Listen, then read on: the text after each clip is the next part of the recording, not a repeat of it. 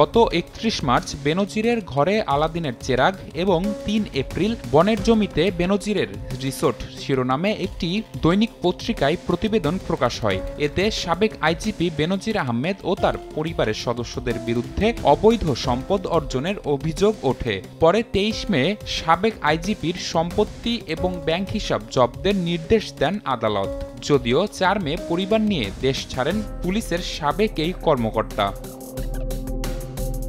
এরপর বিপুল সম্পদ অর্জন নিয়ে আলোচনায় আসেন ঢাকা মহানগর পুলিশের সাবেক কমিশনার আসাদুজ্জামান মিয়া। সূত্রপাত হয় একটি দৈনিক পত্রিকার খবরকে কেন্দ্র করে। খবরে বলা হয়, পুলিশের সাবেক এই ঊর্ধ্বতন কর্মকর্তার স্ত্রী, ছেলে ও মেয়ের নামে বেশ কয়েকটি ফ্ল্যাট রয়েছে। এছাড়া ঢাকা, গাজীপুর ও নারায়ণগঞ্জে তার স্ত্রী সন্তানদের নামে ৬৭ শতক জমি রয়েছে। এই ৩ জেলায় তার পরিবারের সদস্যদের নামে রয়েছে আরও ১৬৬ শতক জমি।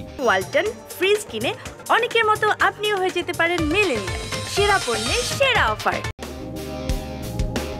সাম্প্রতিক সময়ে গণমাধ্যম ও সামাজিক যোগাযোগ মাধ্যমে পুলিশের সাবেক ও বর্তমান সদস্যদের নিয়ে ধারাবাহিকভাবে প্রতিবেদন প্রকাশ নিয়ে মুখ খুলেছে Bangladesh police service association BPSA। তীব্র প্রতিবাদ জানিয়ে বলা হচ্ছে, প্রতিবেদনগুলো আংশিক ও উদ্দেশ্য প্রণোদিত। শুক্রবার গণমাধ্যমে প্রতিবাদ লিপি পাঠানো হয়।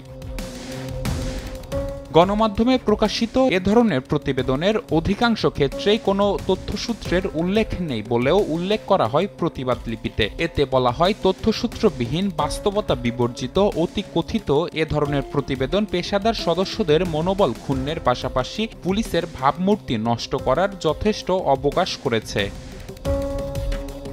পুলিশ সার্ভিস অ্যাসোসিয়েশন বলছে, রহস্যময় কারণে এক শ্রেণীর গণমাধ্যম অতি সুকৌশলে পুলিশকে বিতর্কিত করে আসামির কাঠগড়ায় দাঁড় করানোর অপচেষ্টায় মেতেছে, যা সৎ সাংবাদিকতার কণ্ঠরোধকারী অপসাংবাদিকতারই নামান্তর বলে পরিগণিত হয়। গণমাধ্যমের এ ধরনের একপেশে আচরণ সাধারণ পাঠকদের সঙ্গে প্রতারণার শামিল। এ ধরনের অপসাংবাদিকতা পুলিশের সৎ, নিষ্ঠাবান, পেশাদার ও দেশপ্রেমিক সদস্যদের মনোবল ধ্বংসের অপপ্রয়াস বলেও প্রতীয়মান হয়, যা তাদের পেশাগত দায়িত্ব পালনের ক্ষেত্রে বিরূপ প্রতিক্রিয়া ফেলতে পারে বলে আশঙ্কা রয়েছে।